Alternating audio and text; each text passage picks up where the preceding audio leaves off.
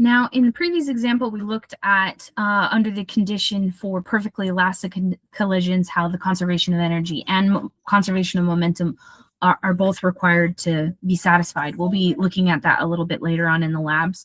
What I want to talk about in this part of the video is how we talked about the types of energy. We talked about the kinetic energy from moving objects. And there's gravitational potential and spring potential. And I want to talk about how there can be conservation of energy, even switching back and forth from types of energy we have. So the first one we're going to look at is the gravitational potential and kinetic potential. And this is going to be just, let's say I'm going to just kind of draw a rudimentary picture here. Let's say I have a ball, and let's say it's 1 kilogram, right? And I'm going to have it at a height of 10 meters. And I know that if I let go of the ball, what's going to happen? It's going to start to move. It's going to start to fall. Why? Gravity. Earth has a mass. Earth's going to pull down on it. What we would call this ball as having is potential energy.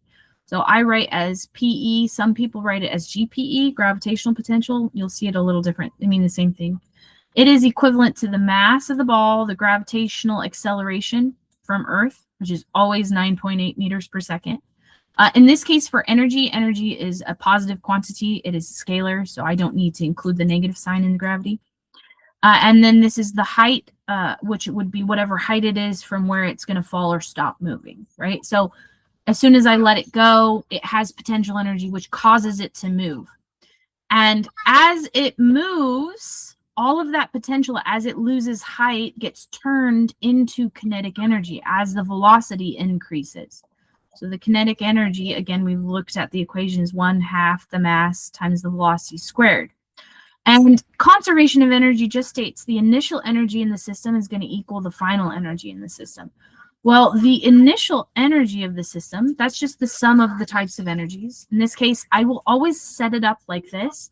I have the types of energy I can have in this case are the potential energy, we'll call it initial, plus the kinetic energy, initial. Well, in this case, that's always going to be the mass, gravity, the height, plus 1/2 the mass, velocity squared. But if the ball is being held before it starts moving, it just has potential energy. The velocity is 0. Anything times 0 is 0, so that's just 0. It just has potential energy to start. The final energy in this system is going to be the potential energy final plus the kinetic energy final. Well, that's going to look like the mass, gravity. This would be when the height is 0 meters, right? Just before it hits the ground. We think of the instantaneous moment it hits before the ground. You never have to calculate like 0.0001 meters or anything like that. We assess it at just as it's hitting the ground. And then this is going to be plus 1/2 mv squared. Well, now it is moving. We don't know exactly how fast, but abstractly we can know it's going to move. Gravity is going to accelerate it. I could actually calculate how fast it's going to move using kinematic equations. There's some overlap there. But this is then going to be 0. We get that the energy is conserved in this specific case at instances when it's at its max height before it moves. The potential energy is going to be completely equal, right? Because the change in energy is 0, means the initial energy equals the final energy. Well, in this case, that means the potential energy going in ends up equaling the kinetic energy that comes out. Those two things are equivalent. So we can quickly calculate how fast a ball is going to move. This is going to be like mgh. That's going to equal 1/2 mv squared. Mass is irrelevant in this case. I can figure out, well, the velocity for the case of this ball, in this specific case, is going to equal, and I would have to put the direction on after because these are scalar quantities here. I have to account for the direction later on. This would be the square root of 2gh. That's how fast it's going to go just before it hits the ground. And we consider that at a height of 0, even though you're like, well, it's not the second it hits the ground. We know when it hits the ground, it's going to stop. We literally think in physics terms, if you could freeze time instantaneously just as it's hitting the ground, that's how fast it's going.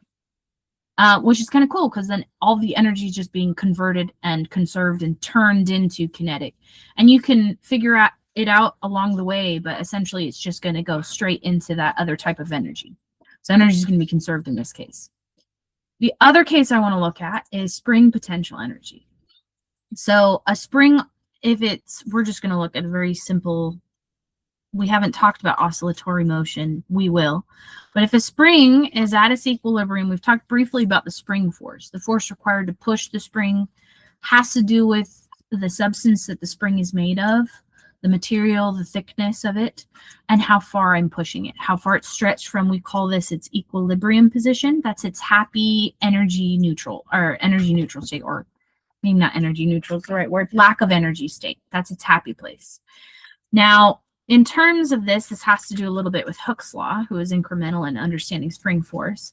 But from also that same relationship of there's calculus in there. We won't go into detail on it. But as it's being pushed, this is the change in position. We call either delta x or x.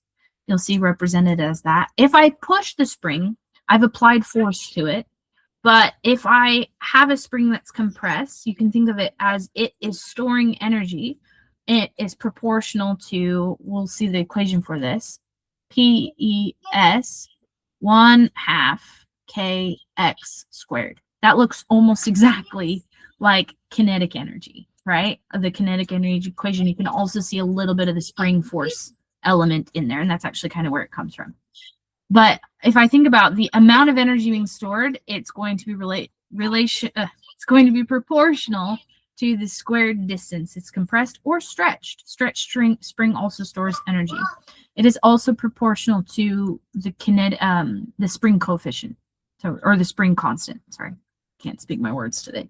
Say I attach a ball to the end of the spring, and let's say it's a 1 kilogram ball, and let's negate friction for a second, and I let this spring go, and maybe I push it in and I compress it. So what's going to happen as it's pushed in? So this is going to be the ball loaded. It's pressed. It's ready to spring, right? So this is going to be some x distance from its equilibrium. So it's storing energy. It's not moving. It has spring potential energy that can essentially relate to, we don't think of the spring so much as having kinetic energy, though technically it does. But if I attach a ball to the end of that spring, it's going to move. We think of it, oh, why is it going to move? How is it going to move? It's going to have kinetic energy. The ball is only going to go a maximum of energy before it starts to slow down. So I can think, if you can kind of see this, I'm going to try and compress and stretch it.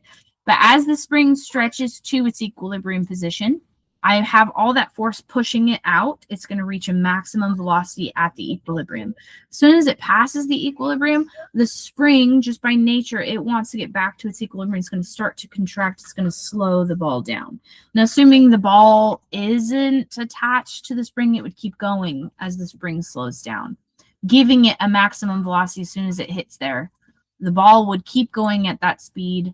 The spring would start to slow down, and then it would compress again until it reaches its equilibrium, allowing the ball to travel at the constant speed it got shot off at.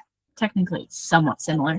I can simplify the math quite a bit by saying, well, energy is going to be conserved. How do I know that? I stated there's no friction, or a question or problem will state that there's no friction. Energy is going to be conserved. So the amount of energy going in has to equal the kinetic energy of the ball going out, 1/2 mv squared, where this would be the mass of the ball, and this would be the final velocity of the ball. And if the spring was the thing accelerating the ball and it leaves the spring, nothing else is going to accelerate that ball. It's going to keep going. It's going to be a constant velocity. So that's how fast it's going to go. Those two would be equivalent because energy would be conserved. And I could set them equal to each other. 1/2 kx squared equal 1/2 mv squared. Now it does matter what the mass is. I can't negate it. It's not in every term. But the 1/2s can cancel. I can solve for v. V is going to equal, again, taking into account, I have to take into account the direction. But this is going to be k over m. That should be an m x squared. Is going to be that relationship between the velocity and the velocity of the ball from the potential energy that the spring stored. And I can use that to solve a lot of different types of problems.